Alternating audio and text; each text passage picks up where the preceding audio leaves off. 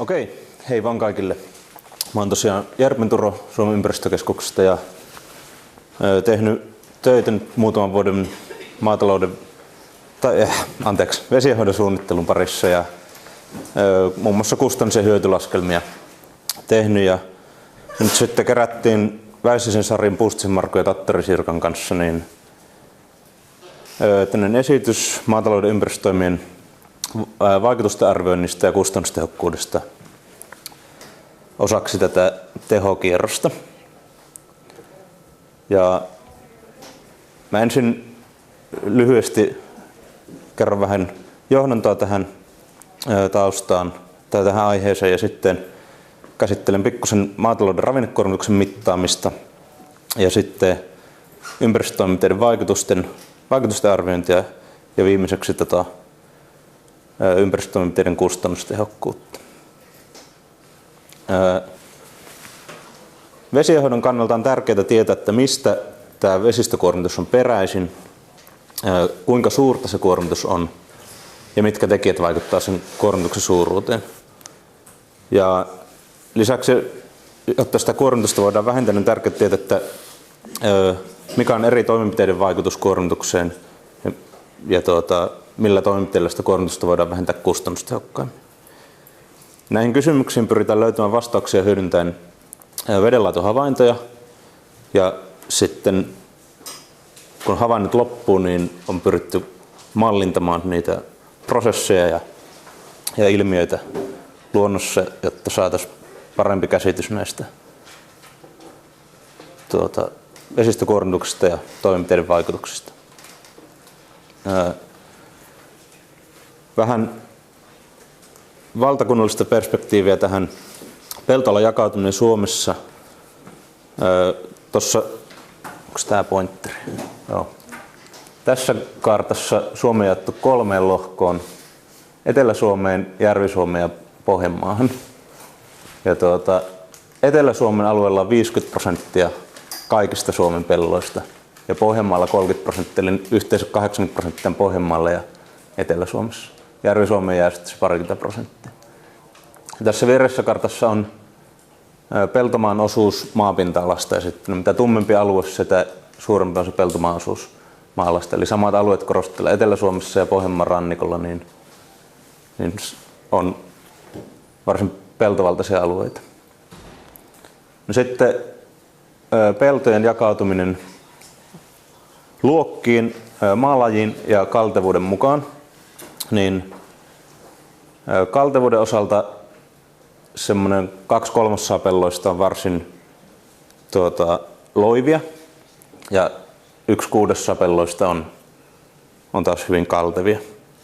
Maalajeista savimaat ja hietamaat on kaikista yleisimpiä maita pelloissa. No tätä taustaa vasten, kun katsotaan näitä uuden ympäristökierrostelmän kohdentamisalueita talviaikaiselle kasvipetteisyydelle ja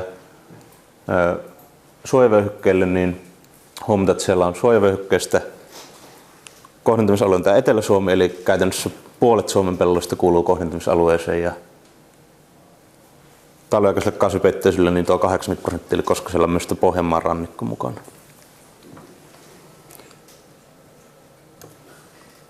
No sitten, miten kuormitus syntyy? Se kuormitus on vesimäärän ja sen vedessä olevan pitoisuuden suhde. Ja vesimäärällä tarkoitetaan tästä vuosisadannasta valunnaksi muodostuva osuus, eli se osuus, mikä ei haihdu. Ja maataloudessa valunnan pääasialliset muodot on pintavalunta ja salaajavalunta. Lisäksi pintakerroksessa tapahtuu ehkä jonkinlaista valuntaa ja osa vedestä menee pohjavedeksi. No, pitkällä ajanjaksolla veden määrä ei ole juuri muuttunut Suomessa. Eli silloin kuormituksen kasvu johtuu kuivatus- ja valumavesien pitoisuuksien kasvusta. Ja ehkä vielä hyvä muistaa, että vesi virtaa joka paikasta pois. Semmoista alueita, mistä se ei virtaa pois, on järviä tai soita. Mutta tietysti maataloudessa maan kuivatuksen vuoksi pyritään nopeuttaa sitä veden liikettä, mikä sitten ehkä myös vaikuttaa siihen kuormituksen suuruuteen. Ja, no miten maatalouden ravinnepäästöjä sitten mitataan? Mittauksia voidaan tehdä joko peltolohkotasolla, eli tutkitaan konkreettisesti, mitä sieltä yhdeltä peltolohkolta liukenee tai tulee valumavesien mukana pois. Sitten pienten valumaloiden mittakaavassa ja isompien valumaloiden mittakaavassa. Näistä tämä peltolohkomittakaava olisi ehkä kaikista tarkoituksenmukaisin, mutta se on varsin kallis tapa tutkia sitä maatalouden ravinnepäästöjä. Ja Suomessa onkin sitten valumalue mittakaavassa tehty aika pitkiä havaintosarjoja siitä, että miten tämä ravinnekuormitus erilaisilta alueilta muodostuu. Eli on tämmöinen pienten valumalueiden verkosto, joista otetaan säännöllisesti vesinäytteitä ja havainnoidaan vesimäärää, eli sen joen virtaamaa. Ja näiden erilaisten valumalueiden erityyppisen maankäytön mukaan sitten pystytty arvioimaan, että mikä on niin kuin maatalousvaltaisten valumaloiden kuormitus suhteessa enempi esimerkiksi metsävaltaisiin valumalueisiin. Ja sitten taas tosi isoilla jokivalumaloilla, vaikka niistä suuristakin joista otetaan suulta virtaamahavaintoja ja vedenlaatunäytteitä, niin se eri maankäytön muodot sekoittuu niin paljon, että siitä on niin kuin mahdoton erottaa pelkästään esimerkiksi maatalouden osuutta sitten.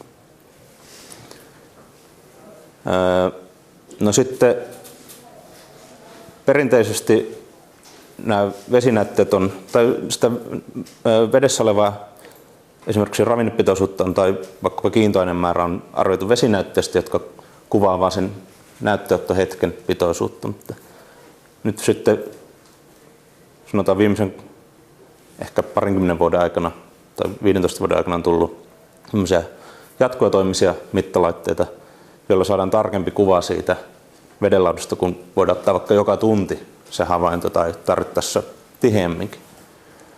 Ja näiden jatkuvatoimisten vedenlaatuantureiden avulla on pystytty tarkentamaan kuormitusarvioita ja esimerkiksi osoittamaan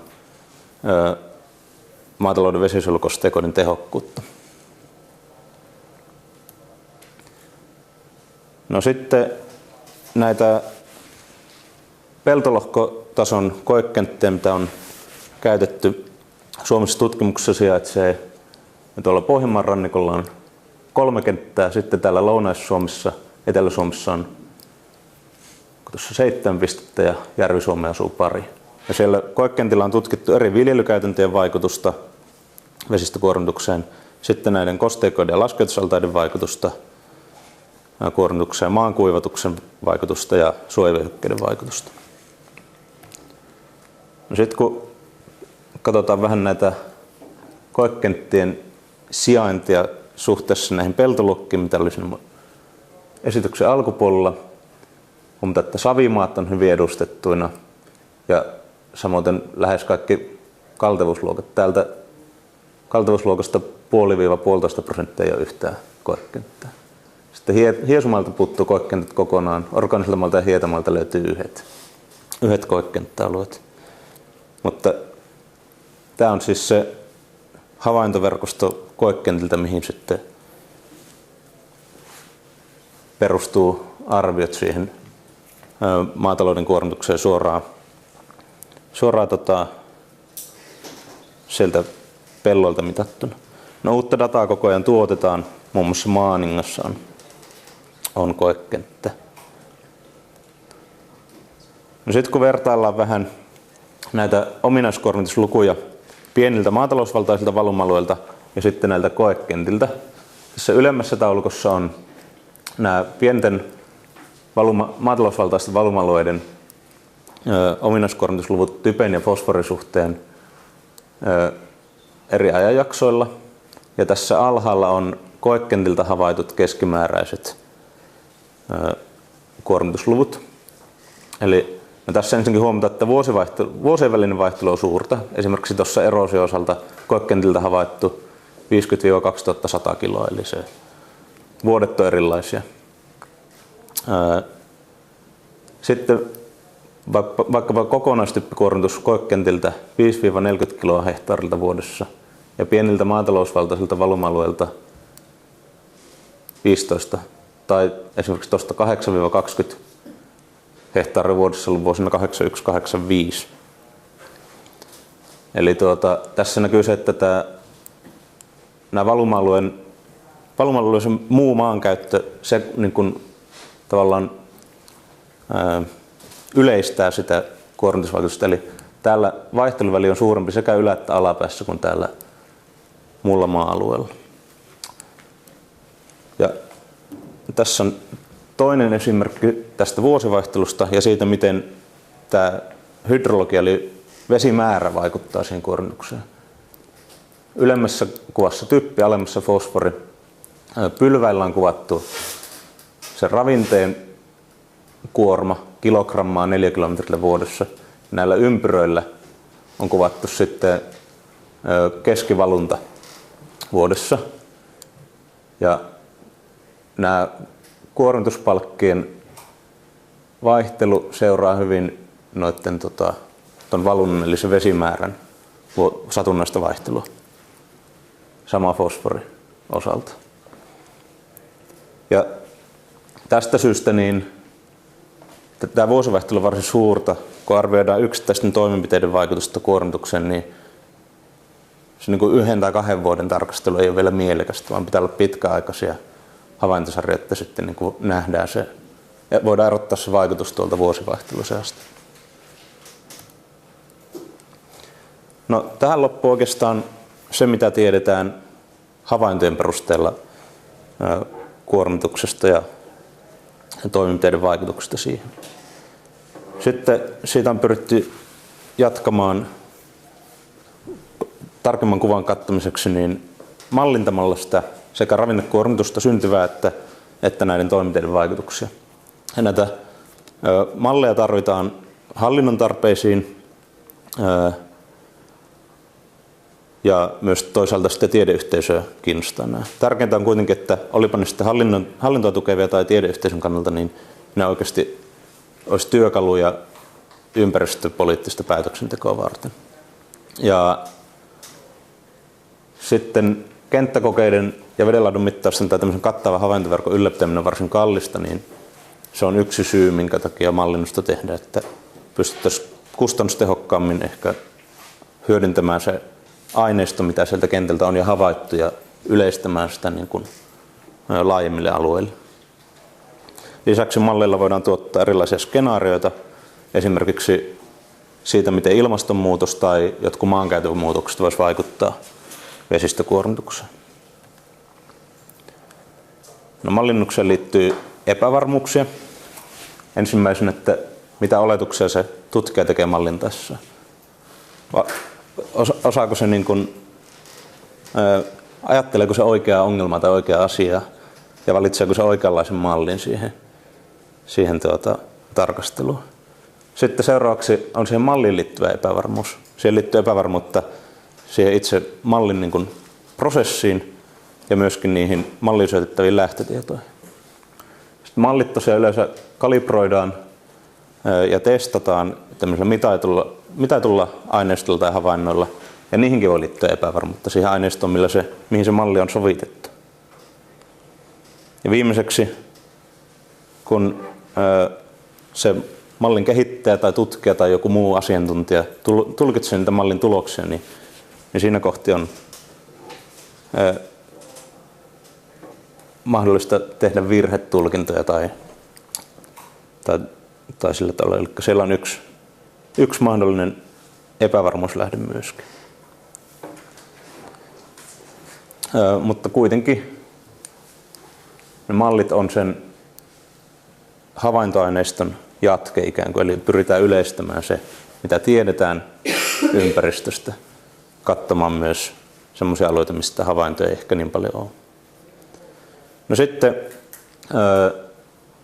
mä siirryn näihin toimenpiteiden vaikutuksiin ravinnekuormituksiin. Me on Sykessä on kehitetty tämmöistä vihmamallia tai työkalua, joka on tämmöinen Excel-pohjainen työkalu, ja se perustuu nimenomaan näihin mittauksiin. Ja sen avulla on mahdollista vertailla erilaisia toimenpideyhdistelmiä ja niiden vaikutuksia keskenään myös niin kuin yksittäisten toimenpiteiden vaikutusta kuormitukseen.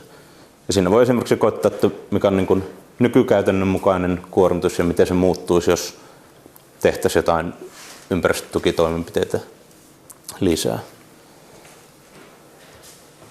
Ja tässä on tuloksia tämmöiseltä kuvitteelliselta alueelta, missä on valuma-alueelta, missä on oletettu olevan 250 hehtaaria peltoa. Ja niitä peltojen ominaisuuksia on muutettu, että voitaisiin tuoda esille tässä erilaisia vaikuttavia tekijöitä siihen kuormitukseen. Eli muuttujia on tämä maankäsittelytapa, kyntö vastaan sänkymuokkaus tai ehkä yleisemmin sitten talviaikainen kasvipeitteisyys. Sitten peltojen kaltevuus ja P-lukujen vaikutus kuormitukseen. No, ensimmäisenä eroosion osalta ja typen osalta tämä kasvipeitteisyys vaikuttaa niin, että se sekä eroosio että typpikuorma laskee. Aina se unohtuu sanoa, että tässä on myös erilaisia talvia, eli vähän niin kuin erilaisia ilmastoja pyritty mallintamaan. Siellä on kylmät talvet ja lauhat talvet ja keskimääräiset talvet, eli näkyy se niin kuin myös se ilmaston vaikutus siihen. Lauhoina talvina, kun ehkä vähemmän lunta sataa, mahdollisesti enemmän vettä, niin esimerkiksi eroosio on suurempaa kuin sitten kylminä talvina.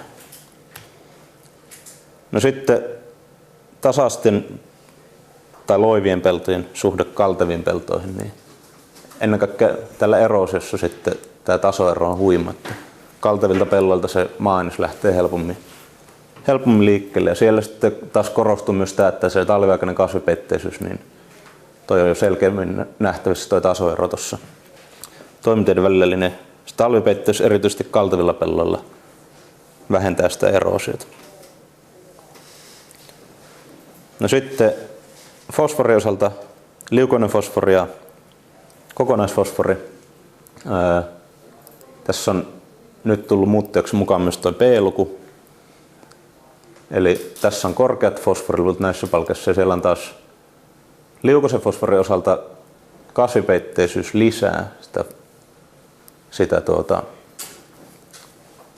fosforikuormaa. Mutta kokonaisfosforin osalta taas näkyy niin, että se eroosio tai se kiintoaineeseen sitoutunut partikkelifosfori niin tasaa sitä. Eli se kasvipeitteisyys ei niin merkittävästi nosta tuossa sitä. Ja täällä kaltevilla se vähentynyt kiintoainekuormitus ja siinä mukana tulee partikkelifosfori jopa niin kuin kääntää tämän kuitenkin laskuun tämän systeemin. No sitten, jos saataisiin P-lukuja laskettua korkeista mataliksi pelloilla, niin se varsinkin tämä liukoisen fosforin kuormitustaso niin putoaisi ihan selvästi. Kokonaisfosforin osalta täällä tasaisilla pelloilla se on samansuuntainen tämä muutos, eli siinä tapahtuu pudotusta. Kaltevilla pelloilla ei niin merkittävästi, koska siellä on se eroosio-osuus mukana, mihin se P-luku ei vaikuta millään tavalla. No joo, tässä oli lyhyesti näiden toimenpiteiden vaikutuksesta kuormitukseen. Sitten me on kehitetty semmoista kutovaa työkalua, jonka avulla voidaan tunnistaa kustannustehokkaita vesiensuojelutoimenpiteitä. Ja se kustannustehokkuus määritellään siten, että joku ympäristöpolitiikka on kustannustehokasta silloin, kun haluttu puhdistustaso saavutetaan pienimmin mahdollisen kustannuksin. Eli käytännössä lasketaan esimerkiksi näiden toimenpiteiden kustannuksia ja vaikutuksia sen kuormitukseen, vertaillaan niitä toimenpiteitä keskenään, että missä tämä suhdeluku on pienin. Käytännössä pyritään määrittämään hintalappu vesiensuojelutoimenpiteille. Eli paljonko yhden fosforikilon vähentäminen kuormituksesta kullakin toimenpiteellä esimerkiksi maksaa. Ja mitä pienempi hintalappu, sitä kustannustehokkaampi toimenpide. Tässä on meidän pilottiaineistossa erilaisten toimenpiteiden kustannustehokkuuksia. vähän maatalouden sisällä ja sitten voi myös verrata muihin sektoreihin. Eli maataloudessa niin nämä vesiensuojelukosteikot ja kasvipeitteisyys sekä suojavyöhykkeet niin kaltevilla pelloilla oli kaikista kustannustehokkaimpia toimia. Niin kuin yleisesti kaikilla pilotteluilla, että vaihtelua tietysti pilotteluiden välillä oli jonkin verran. Sitten myös metsätalouden toimet oli kaikissa piloteissa varsin kustannustehokkaita. Turvetuotannon toimista osa.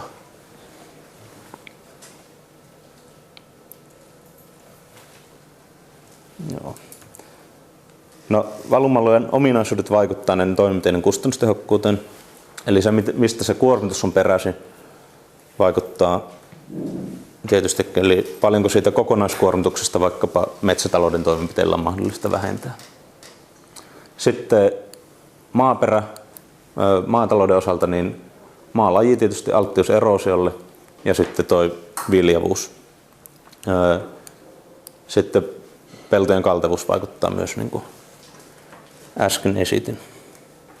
Tässä on esimerkki siitä, miten tämä peltojen kaltevuus näkyy tuolla, eli 5 pilotteelta Hiidenvedeltä, Vanajavedeltä, Piensaimalta, Paimiojoelta ja Vantaajoelta. Ylemmässä kuvassa on peltojen kaltevuus niin, että mitä tummemmat palkit täällä on, niistä kaltevampia peltoja sillä alueella. Eli ehkä karkeasti voisi katsoa, että Hiidenvedellä, Piensaimalla ja Vantaajoella on kaltevimmat pellot. Vanajavedellä ja Paimiojoella ei ihan niin kaltevia. No sitten tässä alla näitä kustannustehokkuuksia, niin mitä lyhyempi palkki, sitä kustannustehokkaampi toimenpide. Ja katsotaan vaikkapa suojavyöhykkeitä, niin tämä ylin, keskimmäinen ja alin palkki on lyhimmät. Eli siellä, missä on kaltevimmat pellot, niin nämä suojavyöhykkeet on kustannustehokkaita toimia. Samoin peltojen talviaikainen kasvipeitteisyys. Monivuotinen nurmiviljely. No sitten kosteikoiden osalta tämä meneekin vähän niin kuin käänteisesti, että kun on tasaisempia peltoja, niin kuin Vanajavedellä, Paimiojoella, niin nämä kosteikon kustannustehokkuuspalkit onkin lyhyempiä kuin muilla alueilla, eli siellä ne kosteikot on kustannustehokkaita. Se perustuu siihen, että alueella, missä on tasaiset tai loivat pellot ehkä muutenkin tasaisempaa, niin niiden kosteikoiden valuma-alueesta suurempi osa on helpompi saada niin kuin peltovalaiseksi. Eli siellä onkin, sen että jos vaikka 20% pelto, niin siellä voi olla 50%. Tai, eli siitä pellolta tulevasta kuormituksesta niiden kosteikoiden piiriin on helpompi saada suurempi osa.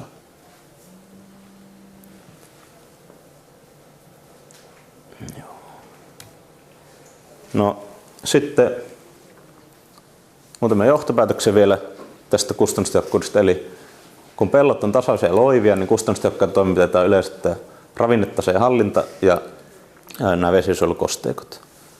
Ja kaltevilla pelloilla kustannustehokkaita on taas nämä talviaikainen kasvipeitteisyys ja nurmet sekä suojavyöhykkeet. Ja se kustannustehokkuus siis riippuu niistä alueen ominaisuuksista ja tietysti kun tilakohtaisesti pitää sitten löytää ne kustannustehokkaat ratkaisut. Meidän mallit on pääasiassa tämmöisiä valuma-aluetason malleja, eli siinä niin kun on jonkin verran yleistystä sillä laskennassa taustalla, että ne on suunniteltu toimimaan niin kuin valuma-aluetasolla, mutta samalla periaatteella niin kyllä jos on tilallaan kaltevia peltoja, niin kyllä sillä sitten kannattaisi siihen kasvipeitteisyuteen esimerkiksi panostaa. No ehkä sitten on syytä muistaa, että näissä esimerkkeissä niin tämä kustannustehokkuutta on tarkasteltu vain fosforisuhteen, eli ei oteta kantaa esimerkiksi toimenpiteiden toteutettavuuteen tai vaikutukseen typpikuormitukseen, monimuotoisuuteen, mitä vaan.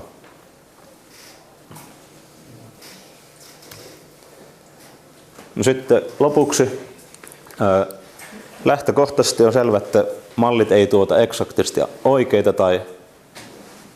oikeita tuloksia tai välttämättä edes keskenään vertailukelpoisia, jos ne mallit periaatteeltaan poikkeavat toistaan, ne lähtötiedot ei ole samoja, mitä sinne syötetään. Mutta havaintoja on kuitenkin vähän ja sen kattava seurantaverkon ylläpitäminen on kallista, niin nämä mallit, jotka perustuu siihen parhaaseen saatavilla olevan tietoille niihin havaintoihin, niin kuitenkin koittaa yleistää sitä ja kuvata sitä tilannetta laajemmin. Ja ehkä näiden maatalouden ympäristötoimien kohdentamista auttaa, jos ymmärtää tämän kuormituksen ja toimenpiteiden vaikutusten periaatteet ja ominaisuukset, mitkä tekijät sinne on taustalla. Kiitos.